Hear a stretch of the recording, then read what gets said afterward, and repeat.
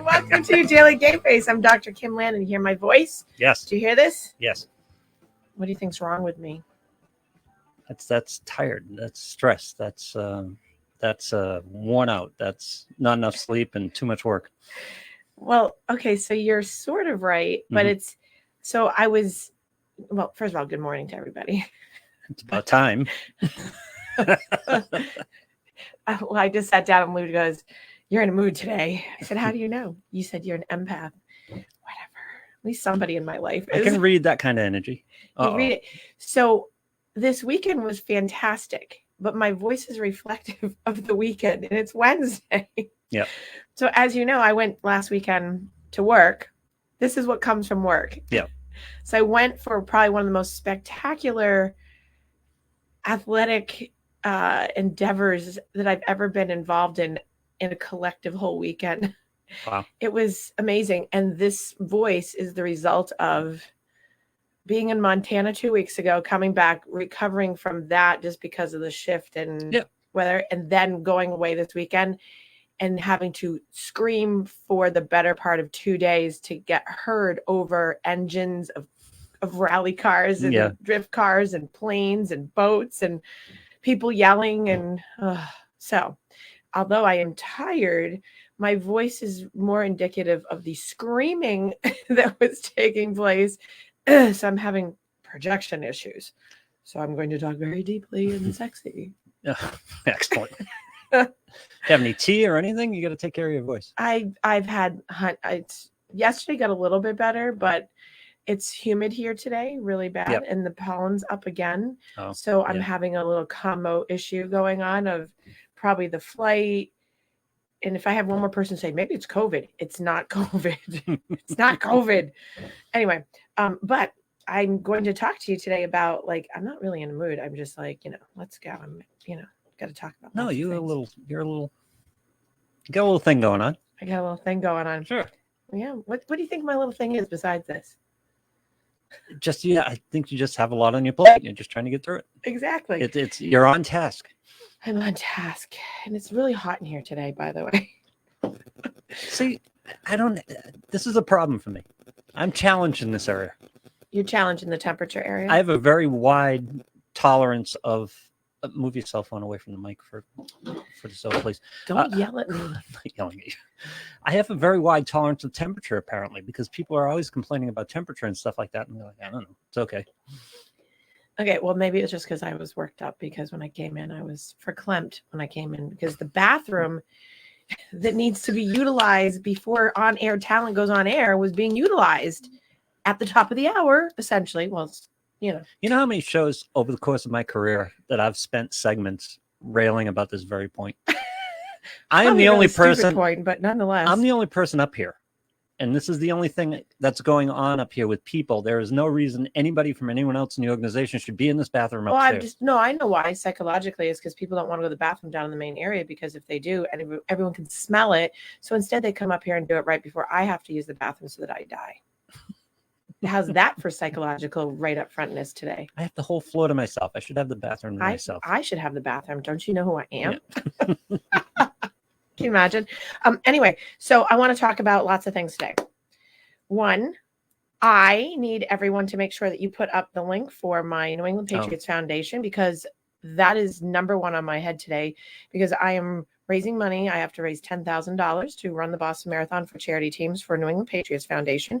You don't have to like the New England Patriots. You don't have to like the Kraft family. You don't have to like any of that. You have to like giving to lots of really good organizations that support veterans and women and children and animals. Who doesn't like the Kraft family and the Patriots? Lots of people. But you have to like me. That's a plus. And right now, anything that you give is completely wonderfully appreciated. I'm also doing, if you give $100, you can get a square, and it will be for next week's game on the 25th.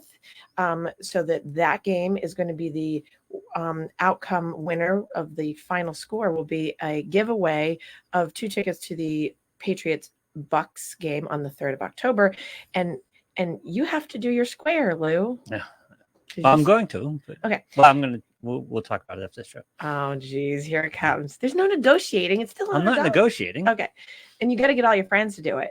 But it's for a super incredibly important charity. And it's also a charity help for me because it helps me run because I choose to run for charity and help give back, which is one of the things I love doing. And it has this year, I told you last week or a week before, such great charities, amazing charities this year. Yep. I mean, they always are, but just people have really come out of the woodwork in the past 2 years from the pandemic and come up with some great ways to help people that I hadn't really seen before. And just the enormity of outpouring of love and support and money and goods and services and helping people do jobs when there weren't any. And, it's just awesome stuff. So please, please, please go to my link. And even if you can only do $10, everything counts towards it and will help me. So I appreciate that. That's why you should like the Kraft family. Well, yes. The Kraft. So despite people not liking maybe Robert because of whatever his sexual things were, or, people, I hear all the different stories or whatever he does or doesn't do. The man is amazing. I've met him many times over the years. I wouldn't say we're like friends or anything, but we're acquaintances to know, but because I run for the foundation, but he's an amazing man. And Myra, his wife, was just one of the most philanthropic, loving, giving. I mean, you never hear anyone say anything bad about them in terms of what they'll give and do. And they're not stingy. And, people, it's just because, Tom and Bill and Rob and, the franchise. Yeah. I like Italian today. See my hands going? I'm trying to compensate for my voice. Grow up. Bob Kraft is a good man. Kraft family has done a lot of great things for this community. Exactly. And I love him. So, and people can not like that, but I love him. So, and his sons, just salt of the earth and so when you get to be with the Kraft Foundation and do the, doing the Patriots Foundation and do all that stuff. And then as I do some work on the side with, what I do, they're just such a great organization. So I can't speak highly or more highly of them. Okay. There's a clickable link in the comments. So link in the comments. And by the way, from last week to this week, I raised $2,500. Nice. So I've only got $7,500 left to go. And I really need to hit that before next Saturday afternoon. Wow. So I need 75 people essentially to either do $100 or, 10 people to do. So anything that anybody can do is great though. So I appreciate it. Okay. Second thing is this weekend, talking about losing my voice. Okay. So, and this is going to segue into my topic of the day. So I went for the Human Baton. As you know, I'm the performance readiness advisor on the Human Baton platform. I like that title. What? I hadn't heard that title before. That's my title. That's my actual official title. Performance readiness advisor. Performance readiness advisor. So, and when people ask me, sometimes it's easier for me to just be like, I help all the athletes, or I help produce the athletes, or, but that's my official title. Yeah. But what I do is multiple different things. I work with the, the guys in Sweden and France and Germany, and I work with the California guys on coming up with, the mental health programming and the mental toughness programming, and making sure that everybody who's trying to be a Human Baton is doing it with their physical program that Eric Blackow writes with Bjorn and everybody over in Europe. And then I help them with my design of all the mental preparation, and I write and do all the inspirational, motivational, getting your mind right. Yep. So your body and mind match, and doing the integrative medical piece, etc. So getting them mentally prepared to fall out of a plane or a boat or a drift car. Right. Exactly. Or a horse. Or a horse. Of course. Right. Yeah. So that's what I do for them. And so this weekend we've been planning for better part of 6-8 weeks. We are involved with the Veterans Trust. So here, philanthropic work, right? So the Veterans Trust is an organization that Fred Roger down in Florida runs with a bunch of his military buddies that are all veterans, and they've all come together and they have this amazing charity program that gives back and does, I can't speak highly enough of this charity.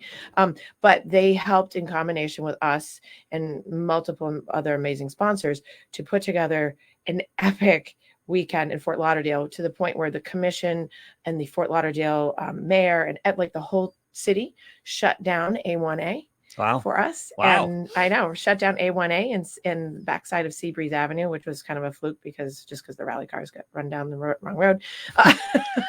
Unintentionally shut unintentionally, down. It was a reroute that was not supposed to happen, but nonetheless, it was an accident.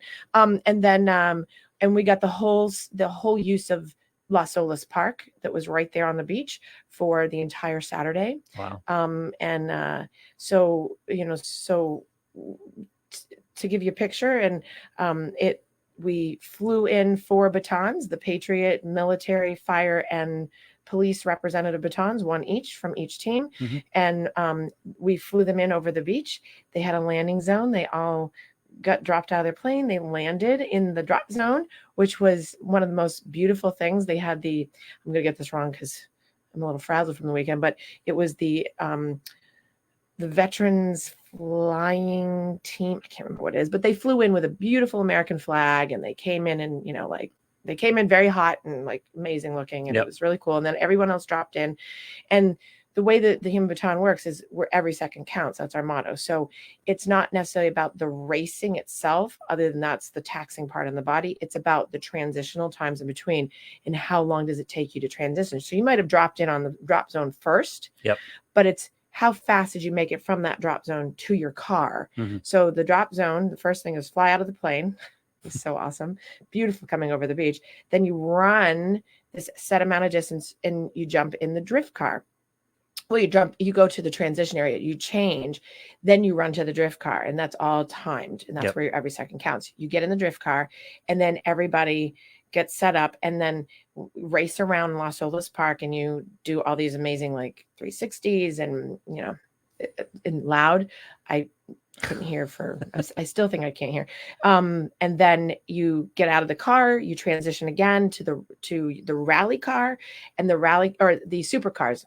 This weekend we had supercars. So we had Lamborghinis and McLarens and Porsche and the top end Audi, like probably the 50 most beautiful cars I've ever seen in my life in one spot. Wow. They were just spectacular. And then they raced up and down A1A. And then when the 4 batons came back, they transitioned, had to go run back to the beach, drop into their gear for the Thundercat racing, which is the boats, the small little boats on the water.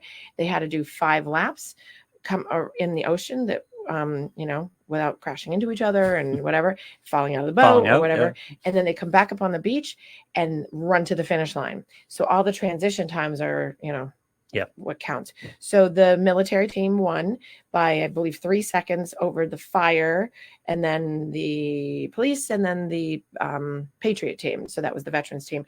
I think that was the veterans team. So military was, So I think that's who won.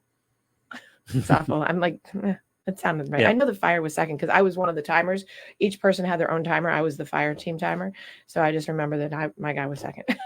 So the fire team parachuted in? Yeah. Oh. Everybody parachuted in. They had guys who knew how to parachute, or we tandem them. Jump. We trained some of the guys had already done that before because they've done this, but everybody got training over. We were there. They've been there, and they've been working with people. Mm-hmm. We put out an ad a few weeks back asking people who would want to become a baton, who are willing to go through the program, blah, blah, blah. So was it a national team, or did they come from one department, or? So the fire team was 1 baton, and it was a Fort Lauderdale, so it was local. So a Fort Lauderdale police officer, Fort Lauderdale fire department person, a local veteran, and the Patriot was someone who was a veteran who had come in, and it wasn't local, but was locally connected. Right. So it's 1 baton per team, and the team is all the professionals, like the drivers of the drift and the supercars, and obviously the plane, and then on the boats, the drivers and the pilots themselves, the actual drivers, are all professionals. Mm-hmm. So like Jeff Jones Racing, shout out to Jeff Jones, he's amazing. Drift car, can't wait to go for a ride with him. I haven't done it yet, but it's going to be so much fun because I just want to go through like a donut in the middle of like a road. It'd be so much fun in a drift car.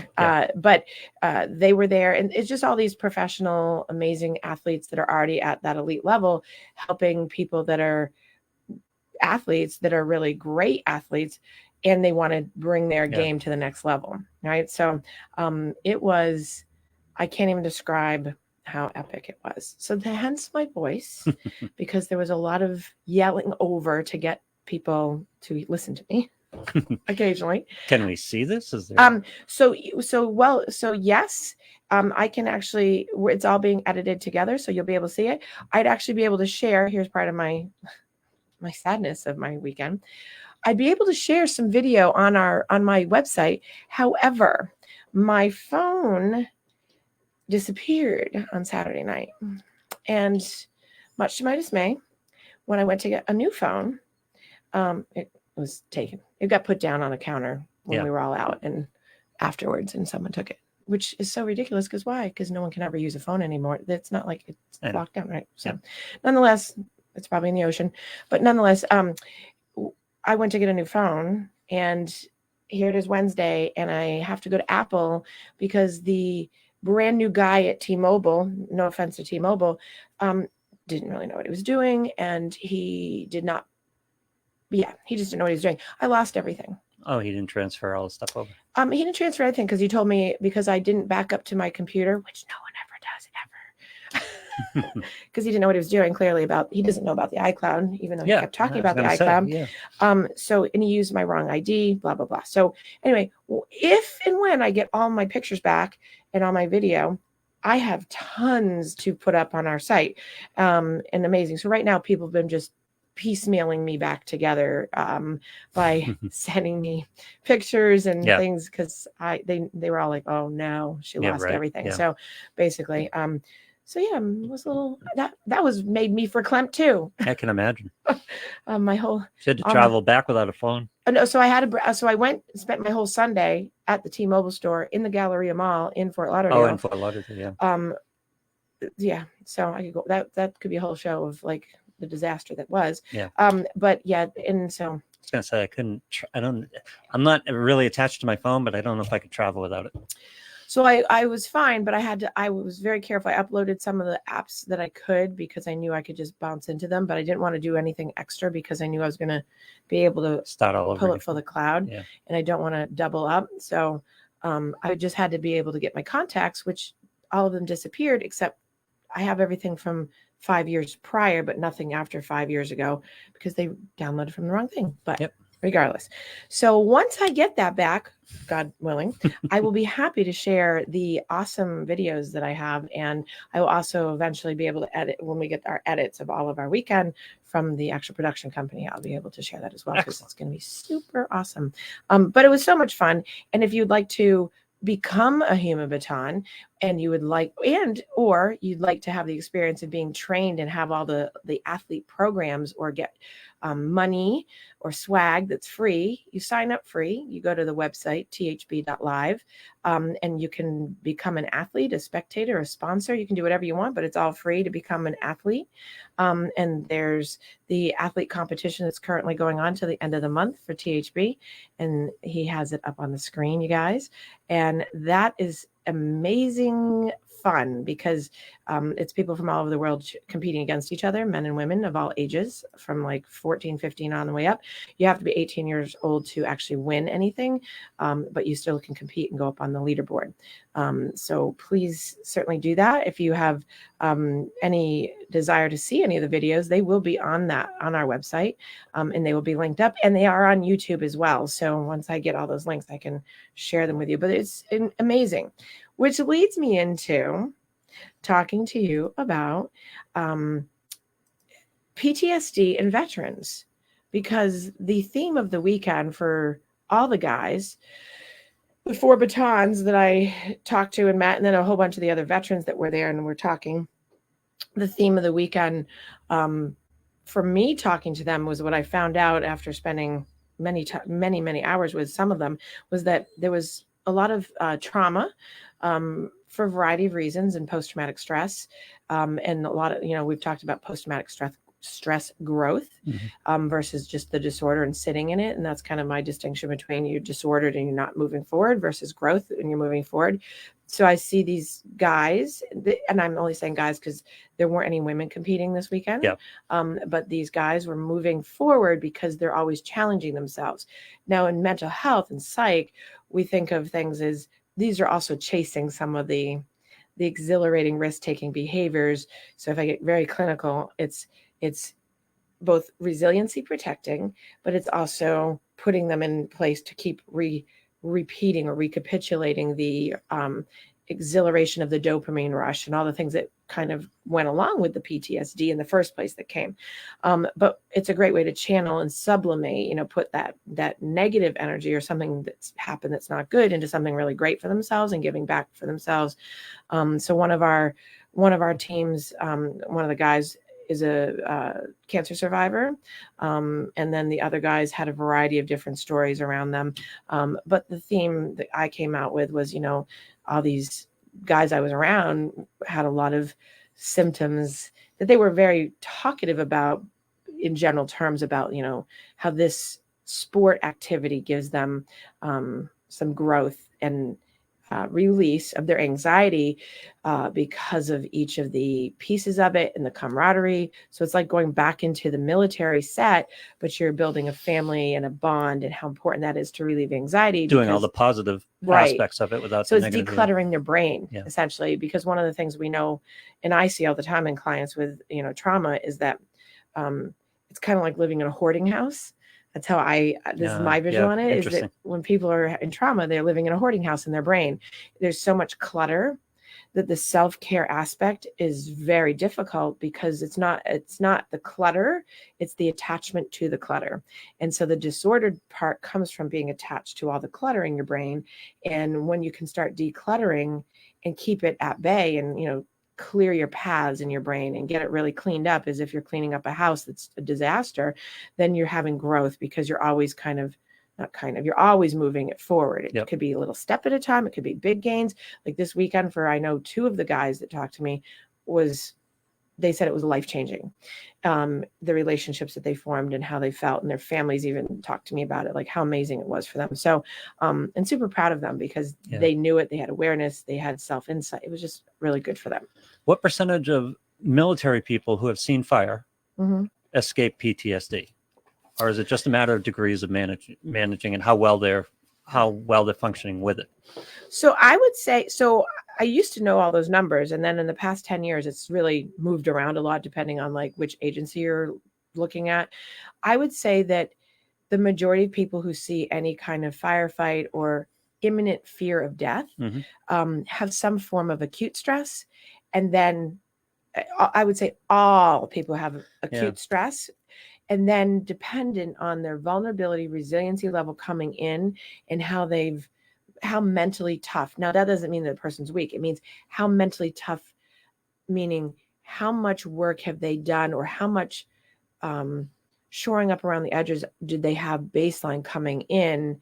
Did they come from, a very small bubbled in area of life where no one really had anything but, I'll use Vermont, living on the farm, sheltered, and then seeing firefight. And does that mean if you're living on the farm, you're more vulnerable? Probably not, because you have more like resiliency to, animal stuff and accidents and all these things. Yeah. So really what's, I think, sets people apart is the numbers are that everyone has acute, clinically, in my opinion, anecdotally, everyone has acute stress.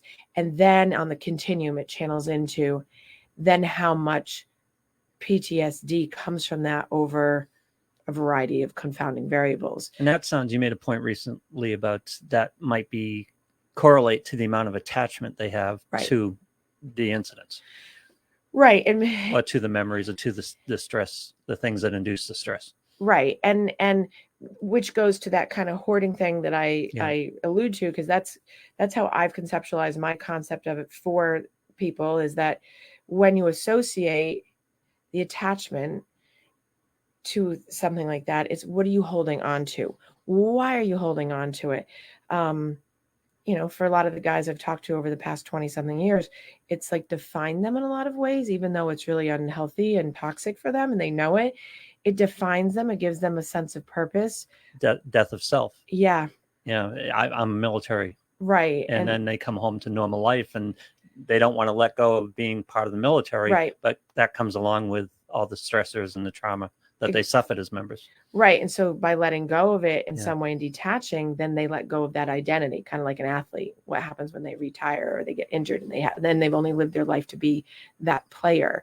It's the same thing. It's like, I can't let go of it. So they're, different than the athlete. The trauma person is more tortured, I would say, like more mentally tortured, just because they relive it on their own, like subconsciously, but they also consciously actively regenerating it. So until someone gets treatment or someone does, some kind of sublimating, and, not all people will go for treatment, as we've talked about, but if there's exercise and good eating habits and sleep, I mean, that is really the best medicine, and being, self-aware. One of the guys this weekend I was interviewing with my partner, Tommy Caprio, we were interviewing this one person, and he was talking about, like, don't be afraid to ask for help. Don't be afraid to talk about the stories. There is nothing wrong with being not okay, and it was great because I think more men need to hear other men talk about that.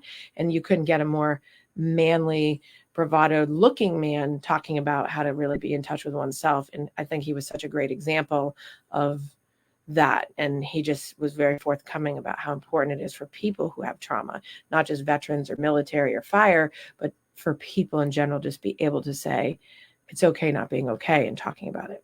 Do you see differences between in the way the Army is structured right now, where a lot of it is, the quote unquote volunteer Army, National Guard Army, where they have more of a dual role? They are military personnel, but they're also home with their families for a large period of time. They see fire. Are they more resilient than, say, career military guys whose whole identity is wrapped up in their military service? See that? So that's hard. I mean, that's a hard distinction to make, because again, I could say yes on both sides, because I've seen people who are career military who are solid as solid. Right. And then I've seen career military that are a hot mess, but on presentation, they look totally together, but I know they're a hot mess. Yep. And I could say that people who live at home with their shifting back and forth, same thing. Yeah. So, and I'm imagine that there's been studies and numbers on that. But because of knowing just how people do those experiments, I'm imagining there's got to be kind of some like split between that. Like I just said, anecdotally, is that's just the feel from working for all those years with people, that it just really depends. I think that I can say that the more protective factors around a person, like support, resources, community support, understanding, knowledge, access to resource and knowledge, want and willingness to access resource and knowledge, those are all protective factors for someone in either condition to be more healthy versus not. So, and it's really who's activating those things. You have lots of people that are reclusive in nature. I have been working with a female who's a veteran, who has PTSD. She was active in firefight. She was active on frontline, and she was doing all these things. But she was also sexually assaulted in the military. So she's got a multitude of things going, and you would never know, because on presentation she looks solid, but she's a hot mess inside. And so but she has great resources, and she seeks help, and it never really backs up on her. And she's super resilient because she has the resources and the understanding and the love and all the things that really are the things that make someone flourish in those harder scenarios. And you mentioned awareness. Awareness is so important in this, so that when these things start to back up on her or back up on somebody, they know it's happening, and they maybe have some techniques and some ways to mitigate it. Right. And one of the questions a couple of the guys were asking me this weekend was, like, what was my thought on medication? So me, and National Institute for Mental Health, the National Mental Health Institute would also say, medication sort of like it's therapy, exercise, then medication. And that was in a recent study that was talked about. That's always been my motto is, talk therapy, exercise together, medication, because what does medication do? It's Band-Aid on a heart attack, right? Yeah, right. So if someone goes right to medication, what medication does that works with these types of things like anxiety and trauma and depression, and it masks the actual symptoms, but it doesn't do anything. It's not getting rid of, it's not letting go of, it's so not you don't face the problem and process it.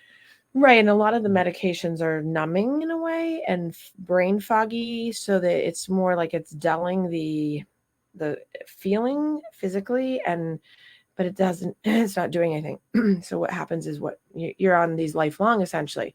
We do have a couple of medications in the chute that will sort of help take the anxiety down, that you don't have to take every day.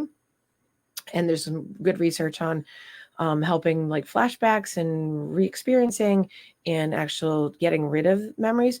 But I know that there's better treatments in terms of psychotherapy and special training, like the ART. And of course, that acronym is exactly what it is. Now I can't read, and it's not art therapy. But it's a response training to trauma that is only like 3 or 4 sessions long, and it helps reintegrate a person's experience into the real life and real world by eliminating out the other experience of what happened. That works really great. You don't need medication. I've had multiple clients in the past couple of years under very, very bad traumatic experiences use that and are within a couple months. And then in addition to having like that as a maintenance and talking to me, because I don't do that treatment, but in addition, no medication necessary. And I would say I would liken it to that in the worst of all scenarios, like for trauma I've ever seen. And I've got 2 cases probably that I would consider probably the worst trauma probably could be on the books of any kind.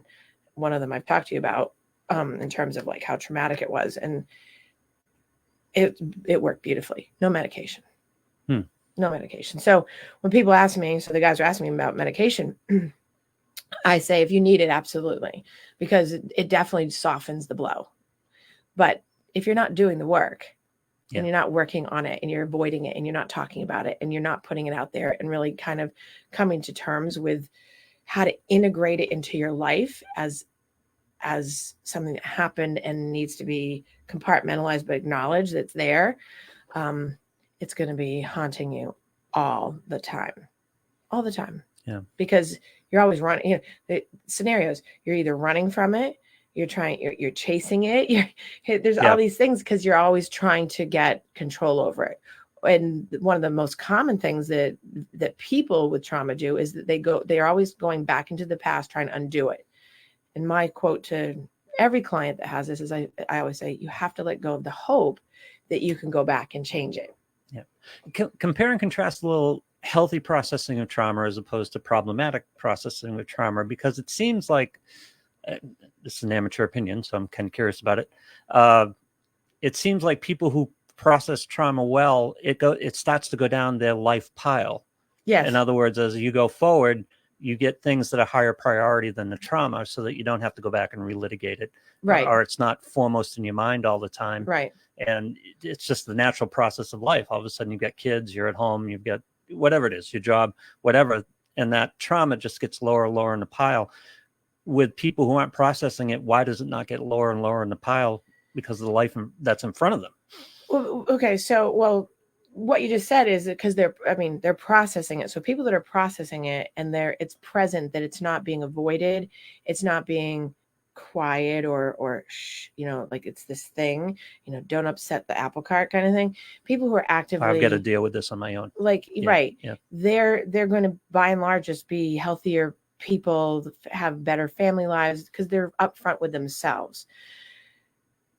People that aren't processing it, whether therapy, exercise, sleep, or talking to buddies or whatever, they're essentially running from it, bearing in hopes it will go away. And when you do that, it's like saying, don't acknowledge the elephant in the room. Yeah. Elephants are, it's sitting heavy on you because going, I'm here, knocking on the door. I'm here.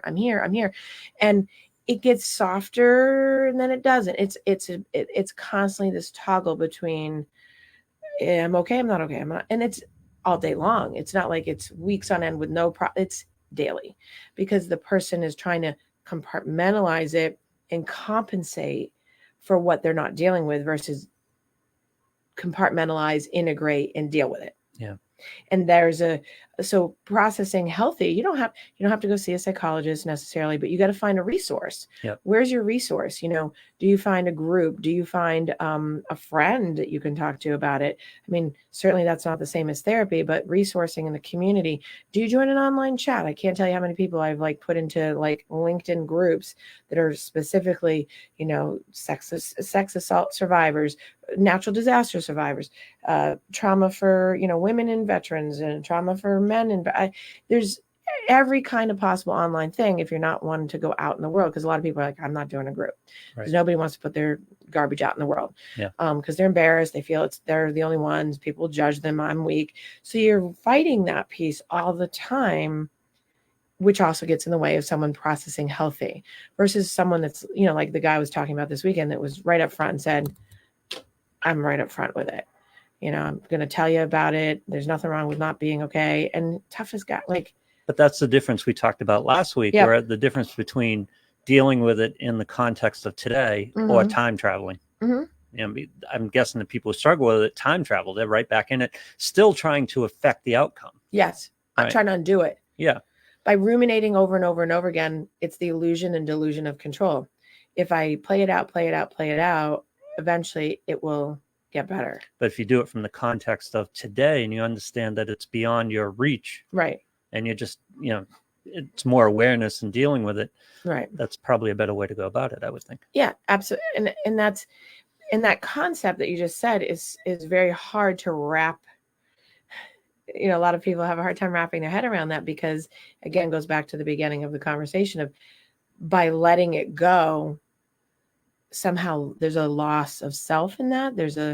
But it's defining me in some way. It's giving me something. We called it time travel. Is that physiological response? In other words, you remember the incident, you're thinking about the incident, and you go into fight or flight immediately, as opposed to sitting in a room talking with somebody about it, and you recognize it happened and talk about it, but you don't engage in that fight or flight. You understand the context that you're in a room talking about it as opposed to being there. So when you're in a room talking about it, right? So remember the story I told you about the guy with the helicopter and it flew in, right? Yep. So we associate it. So he went into fight or flight, clearly, right? We were all under the table and it was like, oh my God.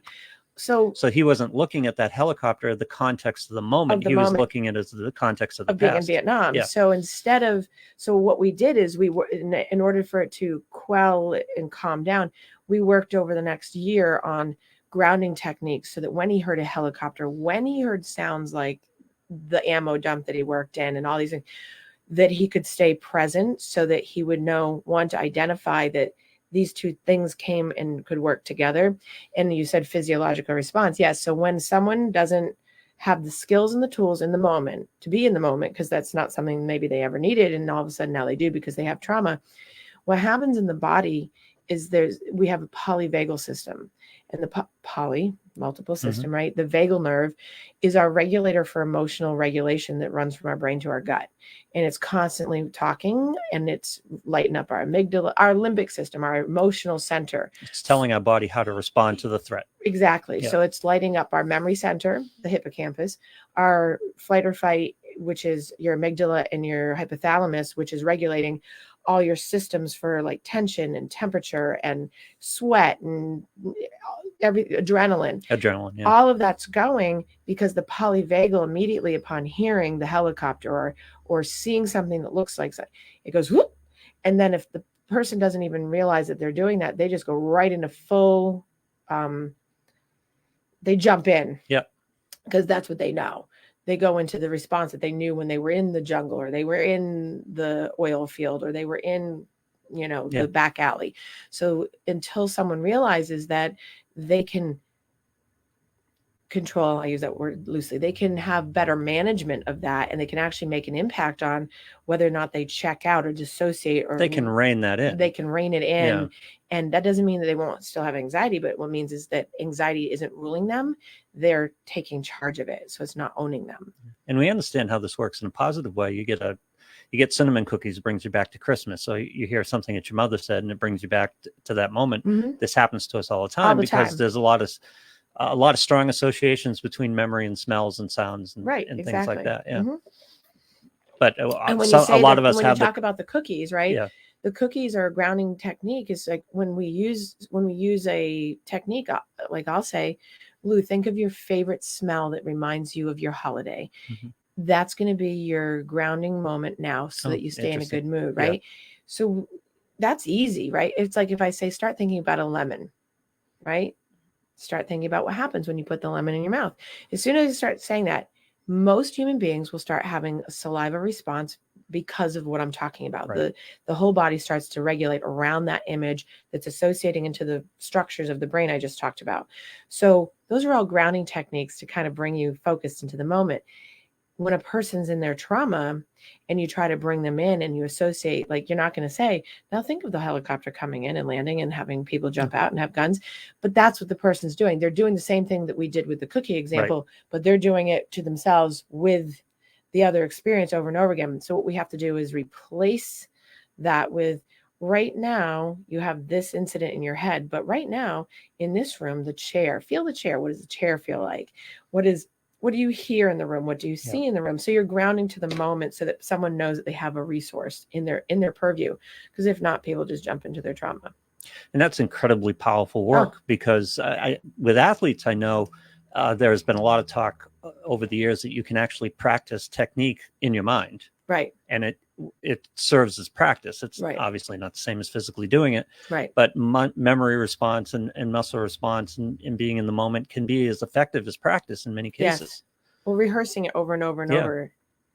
So in gymnastics, we spend, I can't tell you how many times I must have gone over routines mentally practicing. And that's one of the things that I do. I actually make a video for gymnasts of themselves doing a meet and a routine, have them watch it right before, like the most perfect one we can find. We tape it, we get it set up, we cue it up, and I have them replay it over and over so that they have that in their head, because that's just as valuable as the skill, because the skill already comes because motor memory, but the mirror neurons for the emotional memory of how it feels. And like, it's kind of like, when you see people like going through the motions and it's because their body knows how to do that and can actually reprocess it so that they can just go up, and it's like the most perfect combination of how to really get your best performance or your best feeling in the moment or whatever it is in that moment. But the athlete example is a great example of that. And engaging that automated response is mental prep is important, because that's what happens in the event.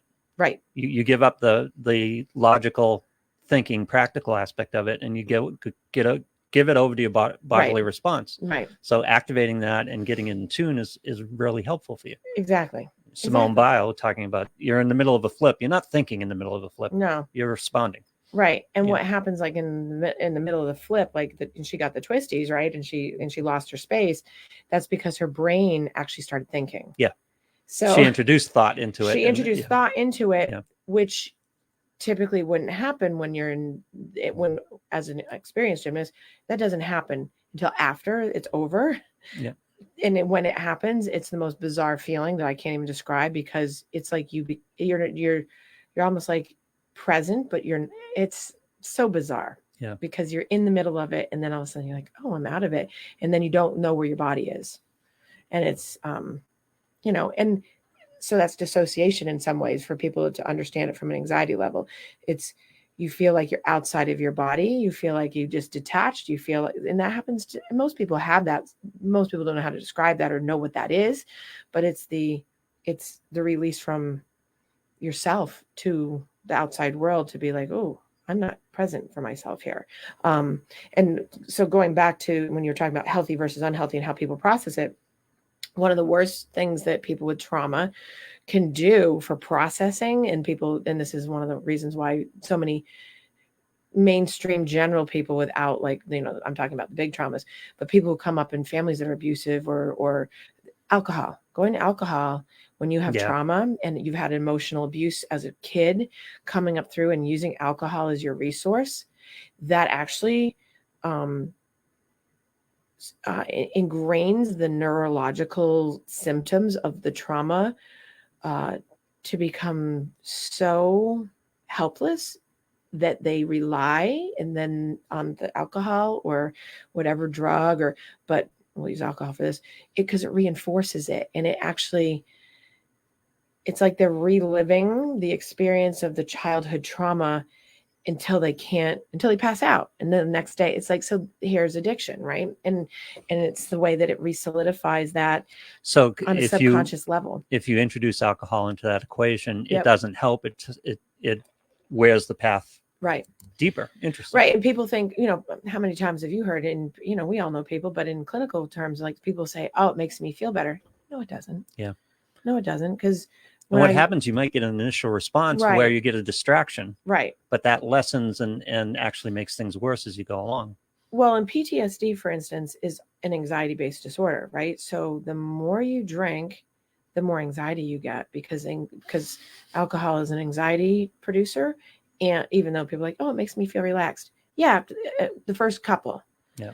But after you're at your limit and you go over the bridge, then the anxiety now has nothing to manage itself with because the alcohol is taken away from it and it's depressing you. Yeah. So all the sad things that happen, if you think about it this way, all the sad things that happened as a child, say you lived in a household with an alcoholic and, dad comes home and he disappoints, he doesn't show up at your ball games. He's abusive verbally. He's not nice. He's always like blaming you, whatever.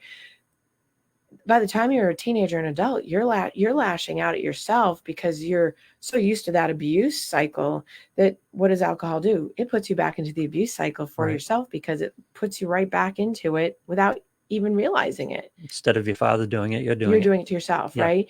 And then so you replace that with, Oxy Perks, Vicodin, people, whatever the thing is, and the only one that I would say that's a minor buffer, and we have better research on it, and I see it work. Sometimes I'm still on the fence because I see a lot of people still use it and have issues.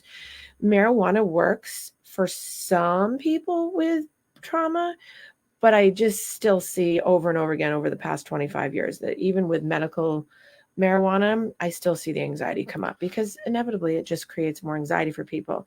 But even at the ideal of these things, these distractions, the distractions are supposed to pull you from it. Even if it worked that way, and it doesn't, it makes things work. But even if it worked that way, you never turn and process it. Yeah.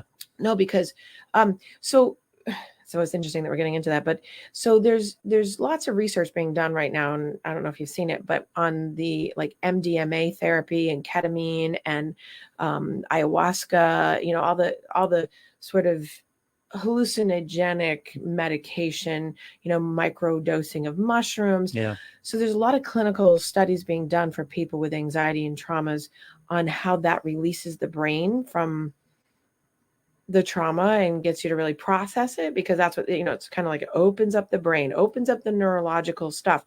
Now I can anecdotally say that I have a couple clients that have done that, and Massachusetts is like the mecca for like all this stuff. So there's practitioners that are licensed. The integration of hallucinogens and treatment. Yeah. Right. And they're doing it. I've seen very mixed results. I've seen people who are very disappointed because, everyone looks for the aha quick fix. Then I've seen people that are sort of satisfied with it.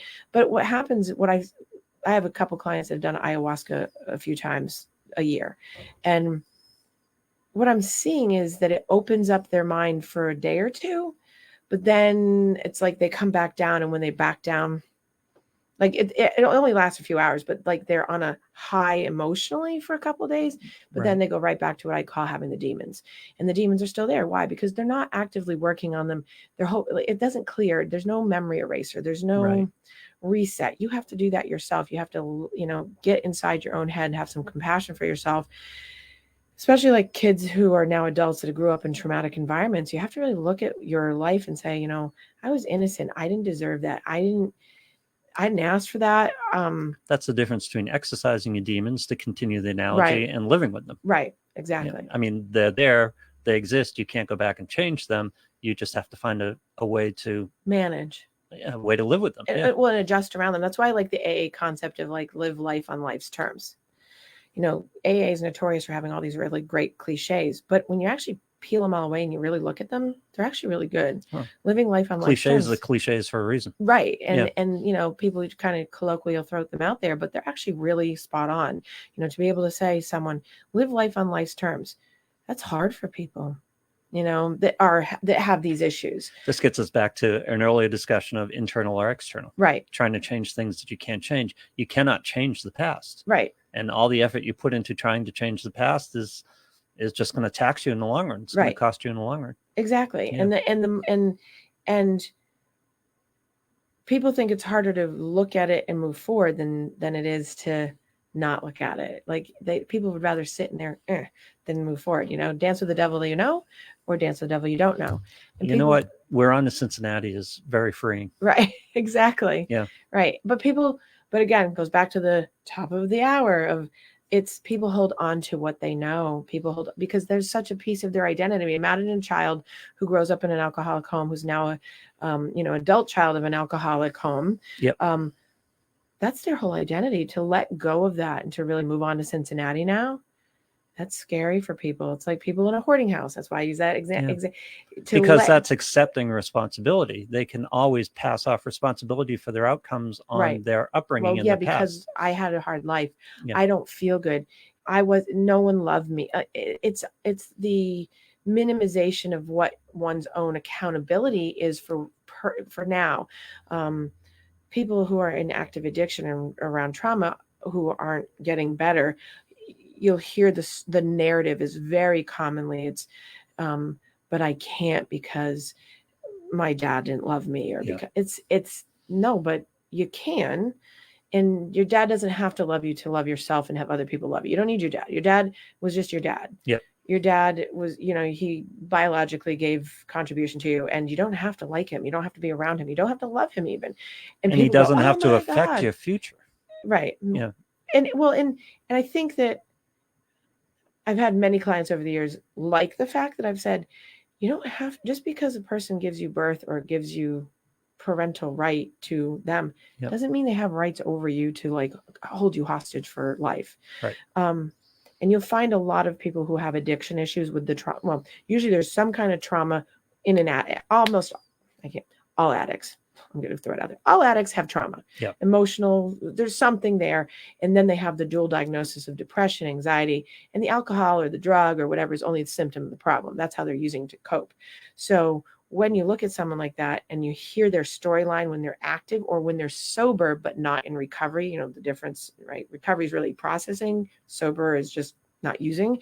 You see the difference in how they really work on their trauma and release themselves from the connection to that time, that thing, that person, those persons, or whatever it is, because they don't need it. They know it. And they're actively channeling and attaching to a healthier thing, which goes back to that decluttering. They're decluttering their lives to be able to put something attachment wise that's healthy and connected versus the disconnect. It's interesting because for me, the big thing in my life was parenting, and just doing the reverse of being aware of all the things about my upbringing that I didn't want to put my kids through. Right.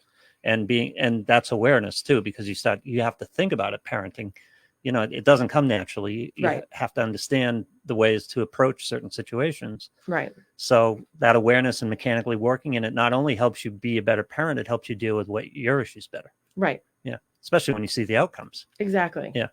Exactly. And to get someone who's actively in it to see it is hard. Yeah.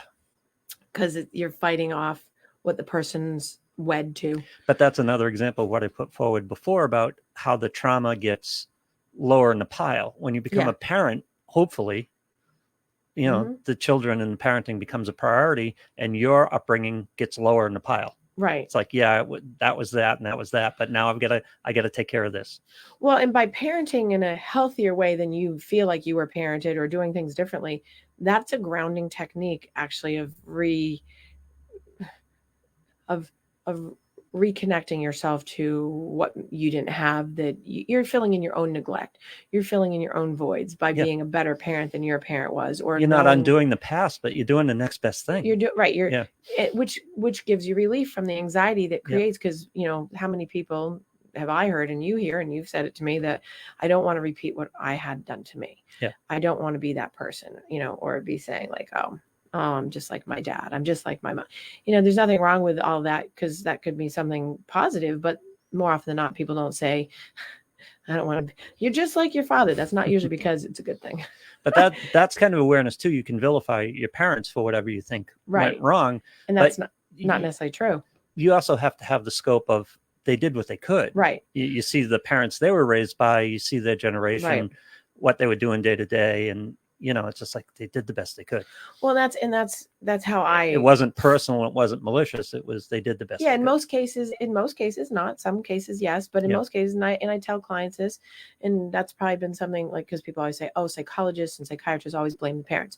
No, it's the way I frame it for people is, I have a client that will say, my mother didn't love me. And I say, no, she loved you, but she loved you in the only way she knew how. Mm-hmm. And that wasn't adequate enough for you, which there's nothing wrong with that because you deserved more. Right. But she could only do what she knew. And she didn't know different. And so she lacked the capacity. And that's very freeing. But she didn't make a decision on you and your worth and decide not to love you. That's not right. She ran into her limits. Right, exactly. Yeah. And there's so many things about that that people do. But people blame, you talk about parenting a lot, and it always goes to parents, and people roll their eyes and things like that. Right. But the thing is, parents can be perfect. There's still childhood trauma. Absolutely. The whole thing of growing up in a house, it's traumatic. Right. There's certain trauma that's built in. Well, yeah, because you have to learn to become growth oriented because you have adversity. If you don't have adversity, then what? Because that's, well, even just taking more responsibility for yourself as you age, from obviously from being a baby to being a 6-year-old to being a 12-year-old, right? You're just taking more and more on, and that separation is traumatic. Exactly. Anyway, and just learning what you learn, the more awareness you gain as you go older, it's traumatic. Right. Yeah. Yeah, and there's no perfect parenting, and I right. When I teach this to my graduate class, and they're all cringing because some of them have kids and they're like, oh my God, I've messed up my kids. I say, of course you did, because you're going to, and they're going to mess up. And it's not about not messing up. It's about what do you do when you mess up, and how do you frame it? And do you apologize? And do you say, I shouldn't have said that, or I'm going to redo that, or, I'm going to make that up to you, like being upfront, that's a great question. How many people have apologized to the kids? Now, I've apologized to my kids. Oh my God! Now, when they were younger, and it's so many, I think more. I didn't handle that right. I wasn't in a great mood. I'm sorry. Well, when I counsel parents on, they'll come in and say an incident happened. If they have said to me that they didn't do anything to reframe, I will show them how to reframe it. I'll say go back, and they'll be like, oh, and usually their report is, oh, that's so much better. And that's the pattern I try to teach parents how to parent better, because it relieves them from the traumas. Because, I get lots of questions like how to not mess up my kids. And so, and I say, you've got to be able to say, oh my gosh, I'm so sorry. I shouldn't have yelled at you. I wasn't mad. And I say, and explain why you yelled. Yeah. Don't say, I'm sorry. Only just say, I'm sorry I yelled. I wasn't actually mad at you. It's not you. Explain what really happened, because 99% of the time it's not because of, but that frees up the relationship. I'm like, build the relationship with your child instead of being like, do it because I said so. Yeah. No means no because I said no. That's not, no. Plus, it's not helpful. The basic truth of parenting is they don't listen to what you say, but they watch what you do. What you do. Yeah. Exactly. Modeling is everything in parenting. Right. And that's why, so Albert Bandura, the social observational learning theorist, right? I think he's got one of the best theories that really describes the phenomenon of how kids are sponges. They may not understand all the words, but they know what they see. They know how to interpret it. Yep. And when you're not doing the right thing or the healthy thing, they pick up on that. And then if that's the pattern of what you do, that becomes their pattern. Right. And there's resiliency built in. I always say that when people have an emotional yummy person, like my grandmother was for me, like she always rings true. She was always the superseder to stuff I would say. And I knew that I can go back in my head, like till I was like 4 or 5 years old and remember specific incidents in my head. I'm like, she was my resiliency yummy. I knew she was, because that made up for things that I knew in my head that were like, this is weird. And I know that's unusual for a lot of people, but I'm a very self-aware person, even as a kid, probably because I'm an empath, right? So it's that one of those things that I'm like super aware.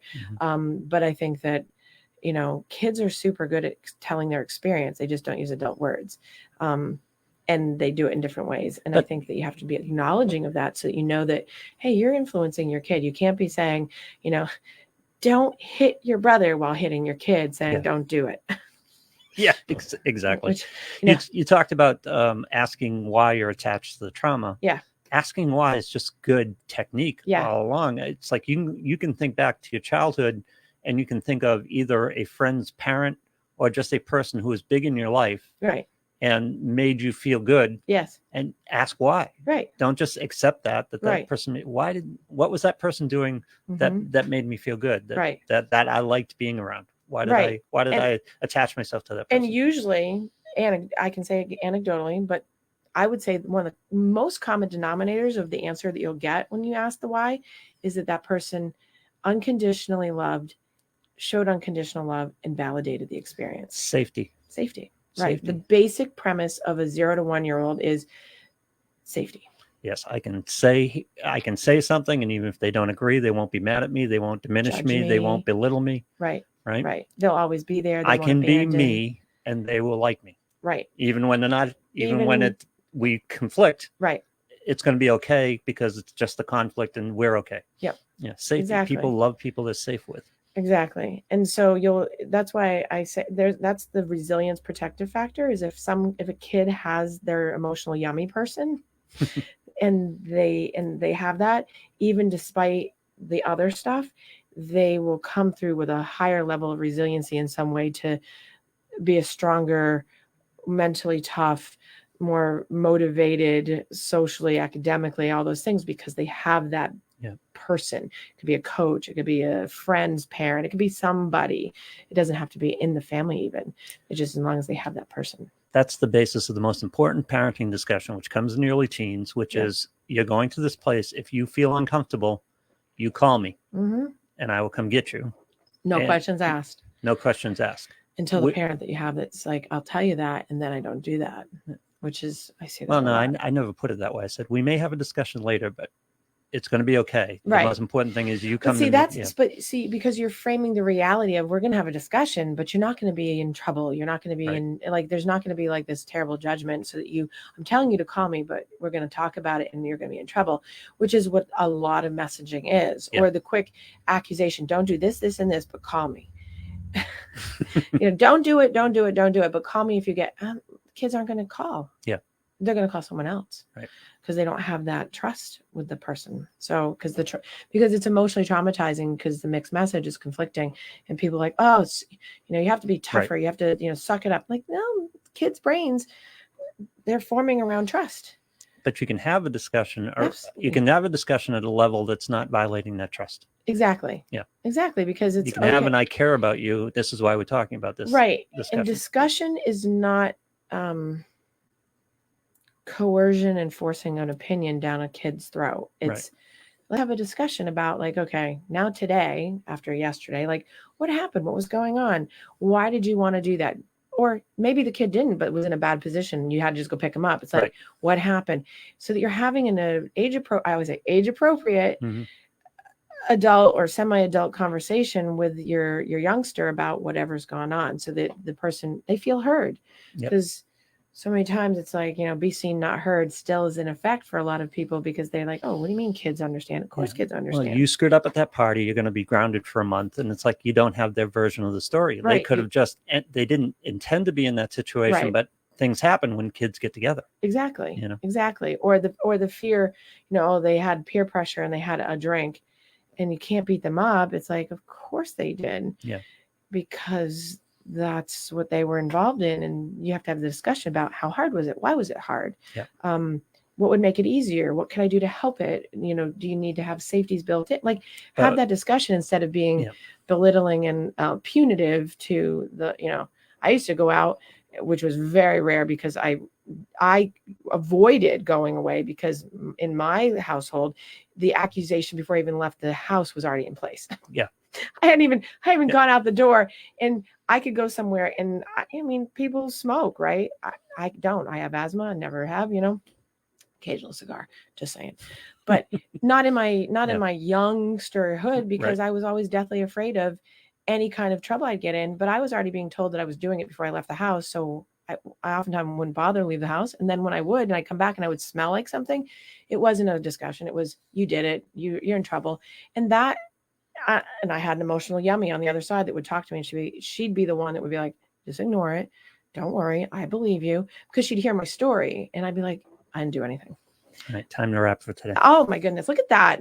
Look at you keeping me on track with such a good conversation today. I know. So anyway, so we had lots to talk about today, but for anyone out there that is struggling with trauma or anxiety or depression or all of the above, or hoarding or or parenting issues, certainly there's lots of resources out there, and therapy, exercise, good eating habits, just taking care of yourself on even a little bit of a level that's maybe different today than yesterday, would be good for you.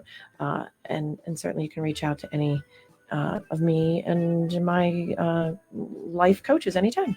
Have a great week, and I will see you all next week.